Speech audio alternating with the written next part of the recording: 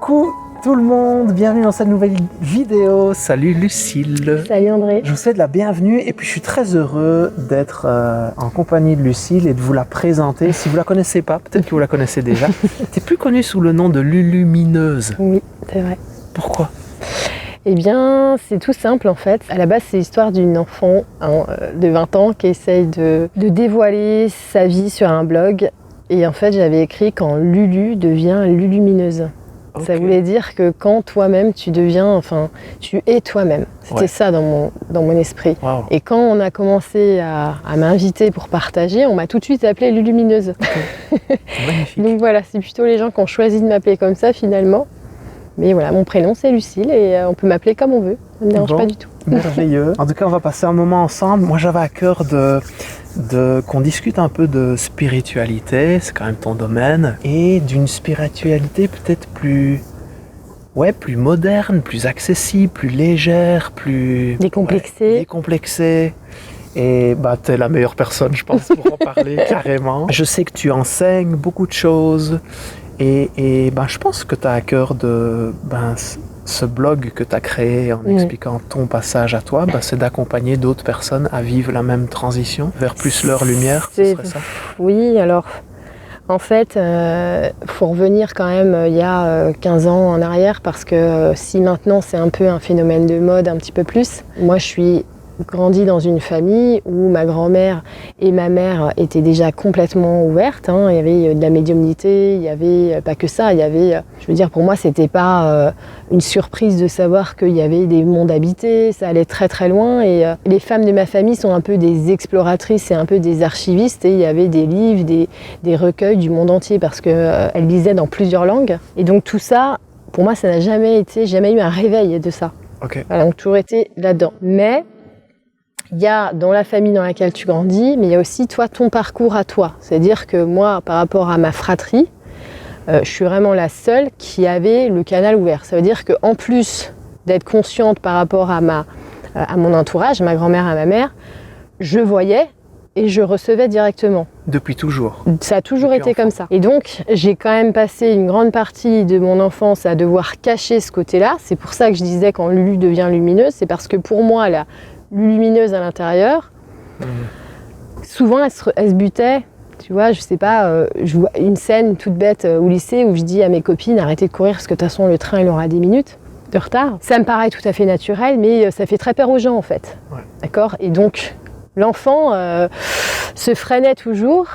Je ne devais pas dire ce que je voyais parce que tu imagines bien que quand tu fais des voyages comme ça depuis toujours, tu as une personnalité qui est ici. Et tu as toute une partie de ton être qui est tout le temps en train de travailler sur d'autres plans.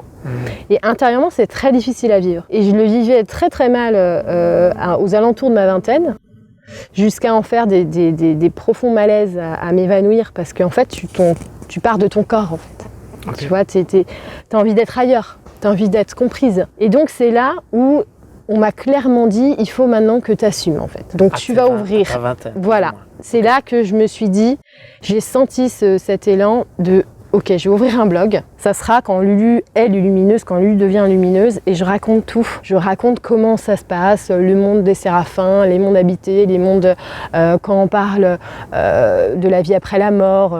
Tout ça, c'est des choses que je faisais depuis toujours, de communiquer avec les morts, par exemple. Je trouvais ça hyper simple. Et j'ai décidé, article par article, de parler de tout, de l'Atlantide, des anciennes vies, de tout, à quoi j'avais accès. Et je ne me montrais pas parce que j'avais uniquement comme but de rendre ça joyeux, beau et pas du tout justement mystique. Moi j'étais un peu rejetée, si tu veux, dans cette partie-là de mon être. Et je me suis dit, mais j'en suis sûre qu'il y a plein de gens comme ça. Donc j'ai envie de montrer que c'est beau, que c'est simple, que c'est logique, que ça fait pas peur. Tu vois, et je vais prendre plein de thèmes et je vais tout donner. Et donc j'ai fait des articles comme ça et ça a été très très vite que la première vague que j'ai eue de lecteurs, ce sont des gens qui m'ont dit merci mon Dieu, je suis pas fou, je suis pas folle. Oui, ils se sont reconnus dans ce que tu partageais. Totalement. Donc ça a été vraiment parce qu'ils n'avaient personne.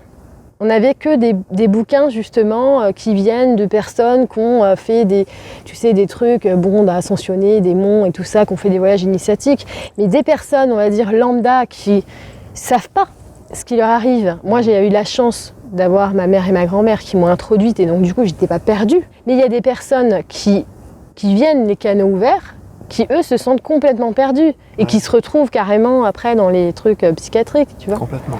Alors qu'on est des personnes sensées. Je veux dire, moi à l'école, j'avais des très bons résultats. J'avais énormément de facilité justement parce que ça me paraissait très facile. Et donc c'était d'abord cet élan-là d'ouvrir tout ça et de le rendre beaucoup plus normal que ce qu'on le présente. Tu vois, c'était ça mon élan à moi. Et ensuite, je me suis développée, j'ai grandi parce que comme tout le monde de 20 ans à 30 ans après cette décennie-là, tu grandis.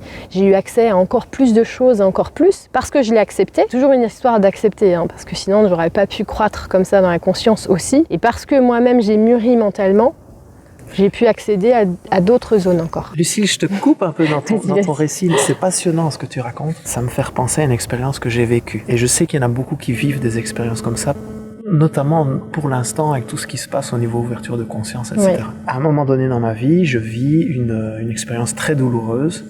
Et en parallèle de cette expérience douloureuse-là, je commence à voir des entités.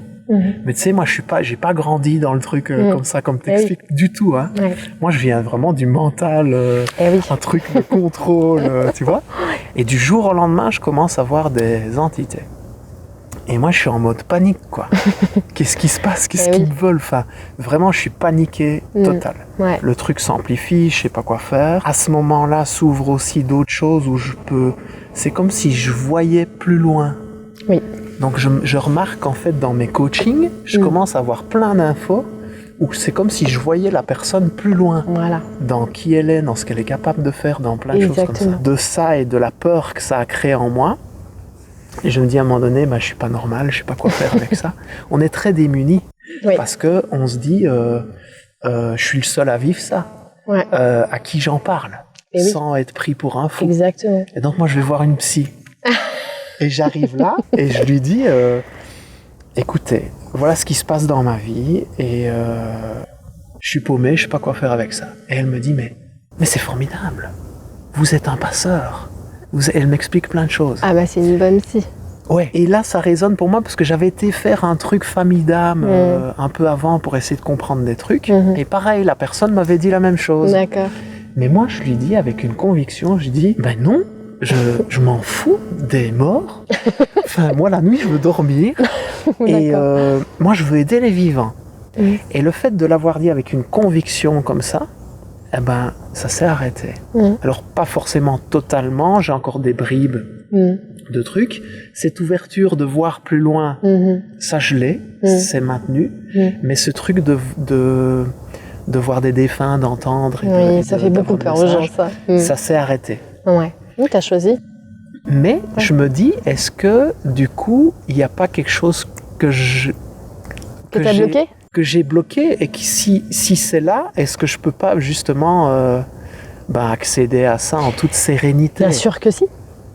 Comment faire pour aller vers, quand on a cette chose qui se manifeste en nous, ces ouvertures, ce qui se manifeste, comment aborder ça avec plus de paix, d'accueil, d'acceptation? Justement, de par la problématique justement que tu viens de dire, il y a énormément de gens à qui ça arrive. Et très vite, moi j'ai créé ce qu'on appelle des modes d'emploi, tu vois. Je me suis dit, allez, le mec, il commence à avoir une entité chez lui, il la sent, qu'est-ce qu'il fait? Et je lui ai donné un mode d'emploi. Et on retrouve ça sur ton Et oui, et j'ai tout donné. Excellent. Donc comment ça se fait que tu vois une entité? Qu'est-ce qu'elle veut? Qu'est-ce que ça veut dire? Où est-ce qu'elle est? Comment elle se sent? Comment toi tu l'aperçois? Comment tu la ressens? Comment tu peux l'aider? Très facilement. On ne parle pas de faire une planche de Ouija, non, on arrête. Parce que c'est de l'interaction. Tu sais, les planches de Ouija pour faire du spiritisme, qui sont très dangereuses quand on ne sait pas comment faire. Les séances de spiritisme. Ah bon? Je croyais que tu parlais d'une planche à repasser. Non. Non, tu sais, à l'époque du mouvement spirit, tu avais des grandes planches où on se mettait en cercle autour d'une table. Et puis en fait, sur le verre, voilà, et en fait ça s'appelle une planche de Ouija à la base. Et si tu veux, ce sont des croyances qui sont complètement erronées, mais surtout qui sont très dangereuses pour des personnes qui ne savent pas dans quoi elles s'engouffrent, d'aller toucher à ça. Donc moi je me suis dit, en tant que débutant, je vais donner un mode d'emploi à une personne pour que ça ne soit pas dangereux, pour qu'elle puisse s'élever d'une manière lumineuse à cette part en elle-même et qu'elle n'ait plus à la subir. Et puis Tu vois, c'est tout bête, mais je leur dis, par exemple, tu peux t'adresser à cette présence-là en pleine journée, quand il fait beau, quand tu te sens bien chez toi. Hein, c'est déjà plus sympa que la nuit avec une petite bougie qui te fait peur, tu vois. Donc, il y a beaucoup de choses qu'on peut faire en assumant cette lumière. Comme ça, on la rejette pas, tu vois. Et puis, en fait, on va atteindre des strates toujours plus hautes, toujours plus élevées. Parce que souvent, ça commence comme ça, par le sentiment, tu vois, d'avoir une présence. Et souvent, les gens, ils sont atteints par une présence, on va dire, magnétique, donc de basse fréquence du champ astral, parce qu'en fait, ces entités-là, elles ont une présence très magnétique, très forte que tu ressens. Pourquoi ? Parce qu'elles sont très proches, finalement, de notre matière à nous. Mais si ensuite, toi-même, tu conscientises ces présences-là, tu vas accéder à d'autres champs, des champs de fréquences supérieures, où tu auras d'autres esprits, d'autres émanations, d'accord, qui, elles, ne sont pas des esprits bloqués entre deux vies, ne sont pas des gens en demande. C'est ça. Voilà. Et donc, du fait que j'avais peur, j'attirais aussi encore plus des basses fréquences. Alors ça, par exemple, les enfants. Tu sais, je me sens pas bien, j'ai l'impression qu'il y a quelqu'un, très souvent c'est vrai, et vu qu'on leur dit, non, il n'y a personne, déjà on leur ment, tu vois, parce qu'en fait, on renie leurs sentiments, alors qu'ils ont le bon sens. Mais si on dit, oui, il n'y a pas de problème, on va le faire partir, ou t'inquiète pas, moi ce que je fais, c'est que je dis, t'inquiète pas, je vais m'en occuper, ou on est dans une lumière, voilà. Mais il faut rendre les choses simples et jolies. C'est pas quelqu'un qui te veut du mal, c'est juste quelqu'un qui est en transition, qui s'est un peu perdu, tu vois. Ouais, mais complètement. Tu vois, il faut essayer de rendre les choses belles. Ouais, ce que tu dis fait complètement du sens. Et donc, une façon d'accepter des choses qui se manifestent à nous, c'est de les simplifier, d'avoir un mode d'emploi clair, précis. Exactement. C'est tout bête, tu vois. Toi, tu as 2 enfants, Lucille. Ouais. Est-ce que eux vivent des choses aussi comme toi, tu as vécu ? Oui. Ouais. Étant donné qu'il n'y a pas de mystère, si tu veux, on ne fait pas de mystère sur les choses, les enfants, ils sont curieux, ils posent des questions. Moi, je réponds à leurs questions, uniquement à leurs questions. Ça veut dire que c'est leur angle d'évolution. Chacun a son angle d'évolution, son angle d'exploitation dans sa conscience. Donc l'enfant, il me pose une question, je lui réponds à sa question, sans répondre plus. S'il veut savoir plus, il me pose une autre question, je réponds à sa question. Mais après, je ne réponds pas d'une manière fermée, parce que souvent, ma réponse, ça serait « Qu'est-ce que tu en penses, toi ? Comment toi, tu le ressens ?» Et en fait, à chaque fois, en induisant un petit peu cette « Et toi ?» à l'intérieur, et à chaque fois, ils ont la réponse. Et quand tu fais ça, tu as l'impression que l'enfant il est tellement habitué finalement à chercher la réponse à l'intérieur de lui, que mes enfants, ils m'ont déjà dit, mais maintenant, je vide ma tête et j'ai les réponses qui sortent de moi. Tu vois ? Encore une fois, c'est simplement parce qu'il faut un petit mode d'emploi pour savoir faire ça, tu vois ? Tout simple. Donc, dans ton processus, t'expliques, voilà, ça t'a permis, donc sur une dizaine d'années, tu démarres avec le blog. Tu partages vraiment tous ces modes d'emploi finalement. Je me libère, honnêtement, je me libère. En partageant ? Ah ouais, vraiment, j'ai l'impression, allez, je viens sur Terre, là je vous explique, et t'as trop envie, tu vois, parce que t'es complètement guidé de là-haut, tu te lèves, t'as téléchargé des informations et t'as envie de les partager. Toi, ton propre travail intérieur va encore bien plus loin, mais tu sais que pour l'instant, c'est pas le moment de le donner, tout ça. Et donc, pour moi, quand je me réveille ici, j'ai l'impression que je fais partie d'une mission en CDD où j'ai qu'une envie, c'est de partager ça et c'est de faire avancer les choses. C'est pour ça que je suis très motivée par donner, offrir, parce que pour moi, c'est faire avancer les choses. Tu vois, c'est semer des graines et je vais les voir pousser. Et j'ai envie d'être ici pour faire pousser les graines. Il y a l'enseignante qui naît en toi finalement. Ouais, c'est la volonté profonde. De transmission. De transmettre. Ouais, vraiment. Tu sais, c'est comme je disais l'autre fois, je sais plus dans quelle interview, si tu te balades dans la forêt et que tu vois un côté qui est un petit coin de la forêt caché qui est trop beau et c'est magique, il y a des êtres, ils sont trop mignons, tu trouves des cadeaux, qu'est-ce que tu vas faire ? Tu vas repartir et tu vas dire à tes copains, mais venez voir. Venez voir, j'ai trouvé un truc fantastique. Et ça me fait cette sensation-là en fait. Tu vois, cette sensation, elle est comme, c'est une soif éternelle en fait. Tu vois, de partager. Au-delà de l'acceptation et de la transmission, Le stade après, pour toi, ça a été quoi? Après, dans mon évolution propre, c'est la maturation du cérébral, du mental. C'est aller toucher des phénomènes quantiques, aller toucher des mathématiques, de la géométrie. Quand j'étais petite et je communiquais avec ces êtres-là, c'était très facile, très fluide par image. D'accord ? Et donc, tu n'as pas besoin, finalement, de maturation du mental. Et de toute façon, j'aurais même pas pu expliquer aux gens ce que je voyais. Mais je m'en fichais parce que je le vivais. Et à partir du moment où toi, tu es chargé de communiquer, eh bien, il faut que tu arrives à retranscrire ces concepts-là qui sont comme une boule de lumière, à venir dans le cerveau pour que ça devienne un principe simplifié pour pouvoir être diffusé. Et ça, c'est une vraie préparation à l'intérieur qui met des années et des années. Et toi-même, par contre, tu dois te décharger, tu vois, de cette construction. Parce que tu te construis, tu te déconstruis dans la vie, mais comme tout le monde. Donc moi, j'ai dû faire toutes ces étapes-là pour à chaque fois aller plus loin, si tu veux, dans ces principes-là, et pour les donner d'une manière encore plus précise. Et c'est ce que je fais aujourd'hui. Okay. C'est vraiment un grand principe, une grande loi universelle. Il faut savoir l'appliquer. Et pour savoir l'appliquer, il faut savoir ce que ça engage, il faut savoir relier les points, il faut savoir montrer aux gens, voilà, regardez maintenant, là, vous voyez un peu ce que ça implique. Et maintenant que je te donne ça, tout de suite, tu peux le voir en toi. Ça fait comme une éclosion à l'intérieur de toi. Tu vois ? Transmettre des prises de conscience, c'est un vrai travail. Mais c'est pas un travail mental, par contre. Et ce travail-là, donc toute ton évolution, tu le fais, est-ce que tu as des lectures qui t'inspirent ou des maîtres spirituels ou tu as une sorte de mentorat ou ça se passe entre toi et là-haut? Alors, je dirais que c'était très différent par rapport aux périodes de ma vie. D'abord, j'étais entourée de très grands maîtres. Par exemple, quand j'étais, j'avais l'âge de ma fille jusqu'à l'âge de mon fils, donc jusqu'à 10-12 ans, je parlais tout le temps à Jésus, quoi. Mais pour moi, c'était une énergie grand frère qui répondait à toutes mes questions que je me posais à l'intérieur. Ensuite, j'avais d'autres référents, c'est des énergies référentes, des énergies maîtres. Quand je posais une question, par exemple, sur le système planétaire ou sur les systèmes des mondes évolués, j'avais toujours une énergie référente qui venait me parler. Donc après, j'ai appris à reconnaître ces énergies-là, qui me parlent, d'où ça vient, comment ils s'appellent. Vous vivez où? Parce que tu poses des questions d'enfant. Ça ressemble à quoi ta maison? Tu fais comment pour dormir? Voilà, j'avais plein de questions comme ça. Je passais mon temps à leur poser plein de questions. Et ils ont passé leur temps à me répondre à mes questions parce qu'ils font jamais rien de plus. Donc ils répondent. Et ensuite, je voulais voyager. Ils me faisaient voyager. J'ai fait beaucoup de projections de conscience. Je suis allée dans plein d'endroits différents. Ensuite, ils m'ont montré les pôles ici, comment ça se passait sur ma propre planète, etc.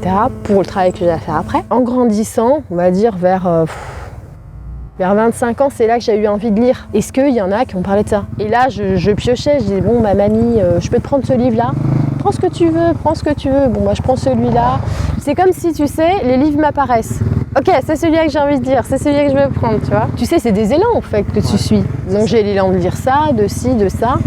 Et puis, je retrouve dans mes lectures les voyages que j'ai faits. Des fois, je vois carrément, mot pour mot, ce qu'ils m'ont dit. Les mêmes leçons, les mêmes exemples, les mêmes définitions des lieux où moi je suis allée.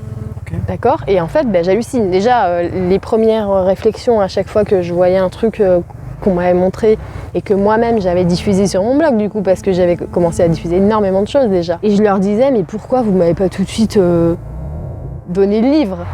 Parce que je me serais pas embêtée. Et c'est là qu'ils me disaient, non, parce que tu dois adapter l'enseignement. Et c'est là ta force sûrement, non? Et c'est ça. C'est qu'en fait, tu reçois et tu redistribues d'une façon simple, compréhensible. Il faut adapter dans le monde dans lequel on vit aujourd'hui. Ouais. Parce que même s'il y a eu d'autres maîtres avant, ils ne vivent pas là, maintenant. Et si tu regardes bien, il y a eu un maître super maître il y a 2000 ans, mais après, il y en a eu plein d'autres. Ouais. Tu vois, il y a eu énormément de mouvements de maîtres qui sont venus à chaque génération. Et si on regarde bien, tout le monde dit la même chose. Mais ça dépend de la région dans le monde où il est, d'accord ? Parce qu'il n'a pas les mêmes symboles. Et ça dépend de la période dans laquelle il vit. Donc il y a certains maîtres, par exemple, qui s'adressent qu'aux hommes. Parce qu'à l'époque, si tu veux, tu ne pouvais pas t'adresser aux femmes. Ah ouais. D'accord ? Donc aujourd'hui, ici, là, en 2021, Lulu, t'es une fille.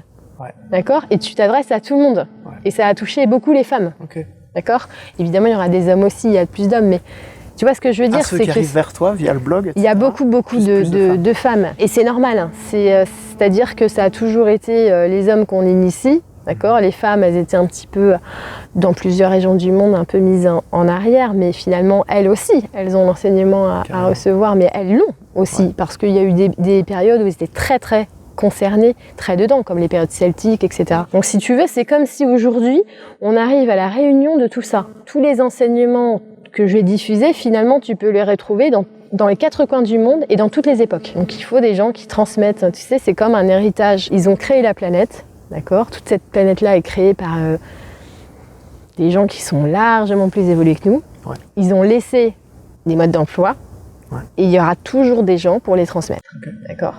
Et je fais juste mon boulot. Donc là, tu as ce blog, il existe toujours aujourd'hui, donc à ton site. Ouais. Je sais que tu es présente, on peut retrouver des vidéos de toi aussi sur YouTube. Est-ce que tu n'as pas sorti un oracle là, il n'y a pas longtemps ? Un jeu de cartes. Beaucoup, parce que je fais beaucoup de choses avec mes enfants. Ok. Ouais, c'est un jeu de cartes pour développer son intuition. Et ça, c'est pareil, tu vois, je ne crée rien qui n'est pas demandé. Ok. Tu vois, je ne fais rien par volonté personnelle. Oui, tu suis. Ah oui. Tu vois le jeu de cartes pour l'intuition, là. J'ai l'image de faire un jeu avec des dessins. Tu vois, je ne sais pas pourquoi la dessinatrice, elle va le faire et puis ça va être magnifique. Je ne sais pas ce que ça va devenir. Je me lève le matin, j'ai la règle du jeu dans la tête. En une demi-heure, elle est écrite, je m'envoie à ma mère, elle me dit c'est ça. Tu vois ? Donc ce jeu-là, pour moi, il ne vient pas de moi. Ouais. C'est toujours comme ça, comment je fais. C'est ça. Ouais, ça ne vient pas de volonté. Au-delà du fait de pouvoir avoir des capacités extrasensorielles qui se développent chez un certain nombre, il y a aussi le fait de dealer avec ça et la personne avec qui on partage sa vie. Beaucoup de personnes vivent des transitions comme celle-là en vivant avec quelqu'un qui ne les vit pas. Tu vois ?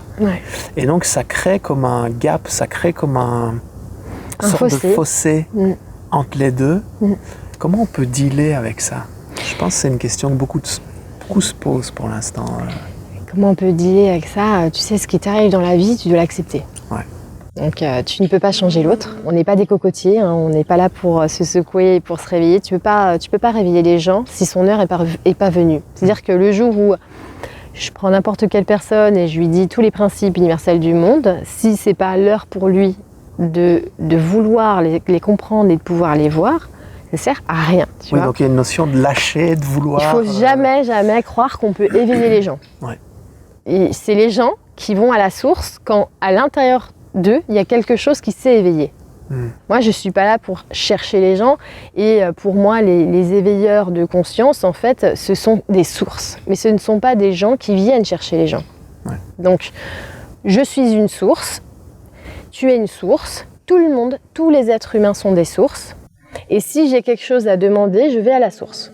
D'accord ? Ça doit être personnel, ça doit être un cheminement individuel. Donc si mon conjoint il est en train de vivre son propre parcours et que moi mon parcours il m'éloigne, d'accord ? Eh bien, il faut que j'accepte. Il faut que je le voie beau comme il est dans son parcours. Il ne faut pas que j'essaye de tirer comme ça pour l'emmener de mon côté. Parce que là, il y a un grand maître qui s'appelle le soleil et s'il te tire vers lui, tu meurs brûlé. Donc il te laisse t'épanouir et toi-même devenir un soleil. Et quand on sera tous les deux des soleils, on sera des tchèques. Mais en attendant, il te laisse faire ton expérience. Et ça, c'est trop important de laisser les gens faire leur expérience et de ne pas attendre qu'ils changent. Parce que le changement, c'est de l'intérieur que ça vient. C'est ça. On aurait envie de les... ouais, mais non, faut pas faire ça. Viens avec moi à cette conférence-là, regarde cette vidéo, ce truc-là, ce machin. Ah ouais, non, mais attends, c'est affreux. Là, tu te prends une bûche, tout de suite, tu vois. Je te dis, moi, j'ai vécu ça toute mon enfance. Tu dis un truc, bah non, pas du tout. Ok. Ta grand-mère, elle est à côté de toi. Non ? Bah non, ok, elle y est pas. Ok, pas de problème. Tu peux pas forcer les gens à voir, à comprendre. Faut pas faire ça. En plus, ça peut être dangereux pour eux, mais vraiment. Donc, on accepte chacun comme il est. Et on lâche prise. Et on lâche. Vraiment. Il y a pour l'instant, tu me dis, tu es plus experte que moi, Lucie, vraiment. Moi, je ressens pour l'instant, en tout cas au moment où on tourne cette vidéo, je fais plusieurs siestes par jour. Il y a un truc, c'est comme s'il nous envoie de là-haut des soins énergétiques plein pot, mais le truc vraiment qui décape. Et il y a un truc, moi j'adore le sport par exemple, et ben, ça fait un moment que je peux plus le faire comme d'habitude. Si je peux aller dans l'eau, nager, ça, il n'y a pas de problème. Mais si je me mets à faire d'autres sports que je faisais, ça me fatigue j'y arrive pas. Non, tu peux pas, non. J'ai un truc en moi, j'aime l'action, j'aime créer des choses, entreprendre des trucs. Et il y a vraiment un frein que je suis obligé de mettre, de ralentir, de se reposer, comme si ça permettait de encore mieux emmagasiner ou télécharger ce qui se passe. Exactement. En fait, c'est comme si on est tous des cœurs qui battent. Et chacun veut faire selon son cœur. Donc c'est très bien, on a grandi comme ça pendant très longtemps. Ouais. Et maintenant, on doit se mettre sur le cœur de l'univers. Donc on te dit, André, tu dois te synchroniser au cœur de l'univers. J'ai mes périodes, j'ai mes saisons, d'accord ? J'ai mes déjections de masse coronaire qui vont venir dans mon champ et là ça va fusionner. Et là je vais avoir 3 jours où je vais être comme ça. Puis après je vais avoir des downs, je vais avoir.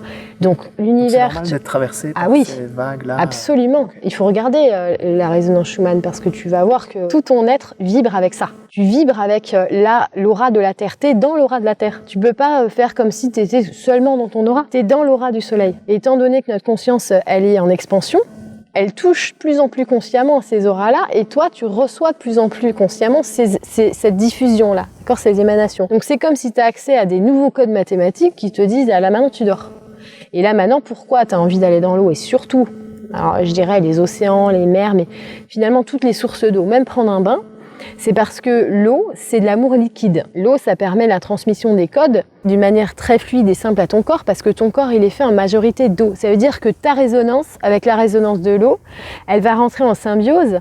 Et rien que le fait d'aller à la mer, par exemple, la mer qui est toute la journée sous les rayons du soleil, toute la nuit sous les rayons de la lune. Je sais pas si tu imagines le nombre de codes qu'elle emmagasine. Et toi, tu viens te baigner dans cet amour liquide qui est chargé de codes qui viennent s'imprégner. Ouais. Donc tu viens te syntoniser avec toute l'énergie universelle en fait. Okay. Et aujourd'hui, c'est ça qu'on apprend à faire. C'est pour ça qu'on ne peut plus aller contre ça. Donc actuellement, c'est cool d'habiter près de la mer ou de l'océan. Ouais, c'est cool. C'est cool, je dirais, d'avoir de l'eau ou alors de boire de l'eau. Boire beaucoup d'eau. Plus que ce qu'on a soif. Je pense que, plus que ce qu'on a soif, je pense que naturellement, on a envie comme ça de boire un verre d'eau de temps en temps. Tu sais, c'est comme si la conscience, elle te dit, oula, t'as beaucoup turbiné. Depuis 1 heure, va boire un verre d'eau pour décharger, tu vois. Ouais. Est-ce que le fait de prendre des douches, ça peut aussi... Je pense à ceux qui sont... On tourne cette vidéo, on est dans le sud du Portugal. Bah oui, non mais je comprends. On a cet accès-là. Si je repense, il y a 2 ans d'ici, j'habitais à Liège. Oui. Et à Liège, si tu veux, il y a un fleuve, ça s'appelle la Meuse. Et la Meuse, elle est même pas... Enfin, c'est de l'eau, mais elle est brune, quoi. Enfin, tu vois, t'as même pas envie d'aller sauter dedans, tu vois. Mais tu sais, je dirais même aller te poser à côté d'une source d'eau. Ok. C'est bon.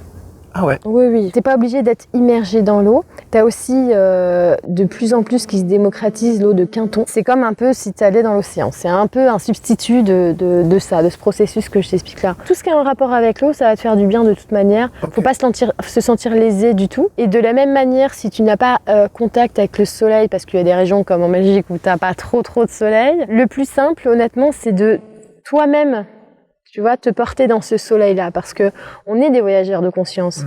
Moi, là, je te demande de te rappeler d'un souvenir, tu y vas. Donc, tu es un voyageur intemporel, puisque tu vas dans le passé, là. Donc, tu peux très bien aller sur une plage que tu aimes bien en conscience, et puis, je suis au soleil, là, Mais juste de faire ça, ça va te recharger, et tu vas avoir de la vitamine. Mais vraiment, on est des générateurs. Et on a ce soleil en nous, directement. Est-ce qu'il y a un message que tu as à cœur de partager là, pour l'instant ? Qui te semble essentiel pour quelqu'un qui nous regarde. Et je discutais il n'y a pas longtemps avec Nasrine Reza. Je sais pas si tu vois qui c'est. J'ai vu passer, j'aime beaucoup ce que je vois passer en tout cas. Ouais. Donc je l'ai interviewée. D'accord. Et elle me dit, il y a une émergence de médiums qui communiquent sur YouTube. D'accord ? Et donc il y a des personnes qui suivent ces médiums-là parce qu'ils trouvent dans leurs explications une explication à ce qu'ils vivent. Mais il y a aussi des personnes qui développent comme une dépendance et qui, en écoutant ce que l'autre dit, n'écoutent plus ce que eux vivent. Absolument, c'est vrai. Et donc on se retrouve, l'information foisonne de partout, les blogs, les chaînes, les réseaux sociaux, les surtout trucs. En ce moment. Il y en a un qui dit ça, il y a l'autre qui dit ça, il y a l'autre qui dit ça.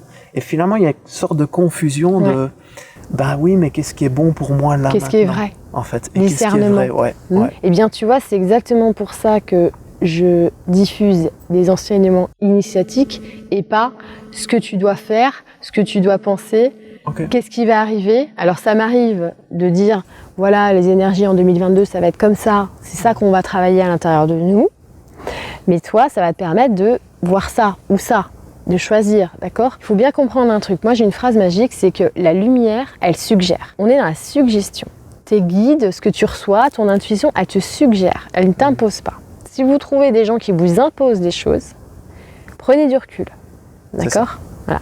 Il ne faut jamais cultiver une expérience ou une autorité extérieure à soi. Là, on est dans un phénomène de société où l'autorité est devenue totalement extérieure et montrée, emprisonnante, puisqu'une autorité extérieure, elle est emprisonnante, obligatoirement. Donc on reprend son autorité intérieure. Si on est dans une cacophonie d'informations, c'est qu'on n'est pas centré. Parce que ça veut dire que tu es dans un tourbillon comme ça et toi tu es dans la tempête, tu n'entends plus. Donc tu te ressentes dans l'œil du cyclone et là tu n'entends plus rien. Donc tu te replaces dans ton silence intérieur et tu vis ta vie. Tu vis ta vie, tu vas apprendre. Tu peux apprendre l'enseignement universel en regardant un bourgeon de fleurs. Tu vas apprendre énormément de choses en focalisant sur une flamme. Tu vois, au lieu de savoir à quelle sauce on va être mangé parce que ce médium-là, il a tiré 3 cartes. D'accord? Donc tu reprends ton propre pouvoir à l'intérieur de toi et tu vois comment ta vie, elle est belle et elle est destinée à être épanouie, épanouissante. Parce qu'en fait, c'est de la peur, ce dont tu parles. C'est ça. C'est que là, on rentre dans une peur. Et on croit, parce qu'on est éveillé, que vu que le médium dit ça, donc c'est spirituel. Ah non, non, c'est que de la peur, toujours. Toujours de la peur. Très important, c'est que l'autonomie, c'est primordial. Merci Lucille. Mais merci à toi. C'est essentiel ce que tu partages. C'est pour ça que j'avais envie de venir à ta rencontre. Cette légèreté avec laquelle tu amènes les choses, cette simplicité, je trouve que c'est essentiel parce que il y a beaucoup de choses qui se passent. Et oui. Là-haut, dans ce qui est transmis, dans ce qui se passe autour de nous. Bon, on est un peu épargnés, nous, où on vit, mais tout le monde ne vit pas ici dans le sud du Portugal. Donc, on a parfois dans ce climat d'incertitude, de peur, de doute, comme un réflexe à vouloir se raccrocher à quelque chose, en fait. Oui, mais c'est beau, parce que, tu sais, c'est l'enfant qui se raccroche à ses parents, et au bout d'un moment, il va lâcher la main, il va marcher tout seul, et c'est ce qui va arriver. Donc c'est que du beau, c'est difficile, mais si on regarde à l'intérieur, c'est la lumière qui prend place en fait, qui dit bon maintenant vous n'êtes plus des ados, il faut devenir des adultes, il faut vous regarder en tant qu'être humain. Être humain, c'est un verbe, donc vous devez être. C'est ça qui arrive aujourd'hui, et c'est la plus belle chose qui puisse nous arriver, vraiment. Magnifique, merci Lucie. Merci Pour André. te rejoindre, on va mettre ton site, c'est lulumineuse.com, la bibliothèque publique. Magnifique. Voilà, c'est tout. T'as une chaîne YouTube? J'ai une chaîne, j'ai une chaîne où j'ai diffusé des choses, mais je ne suis pas youtubeuse. Enfin, tu vois, c'est des vidéos qui sont dessus, tout simplement. Ok, ça marche. Bon, on va mettre tous les liens sous la vidéo. Voilà. Allez voir ce que Lulumineuse fait. C'est formidable, vraiment. Moi, je vais aller voir tes modes d'emploi, carrément, si ça se représente. Je dis, ok, c'est bon, je suis prêt, venez. J'ai une mode d'emploi. Excellent. Merci en tout cas. Merci. Si vous avez apprécié cette vidéo, mettez un petit like, partagez-la. Moi, je serais curieux de vous lire dans vos commentaires sur est-ce qu'il y a des choses dont on a échangé ici avec Lucille, que vous vivez personnellement, des questions que vous vous posez. N'hésitez pas à les mettre, ça pourra donner des idées de vidéos prochaines. Merci pour ton temps. Merci André, merci beaucoup. Merci à tous. À bientôt. Ciao.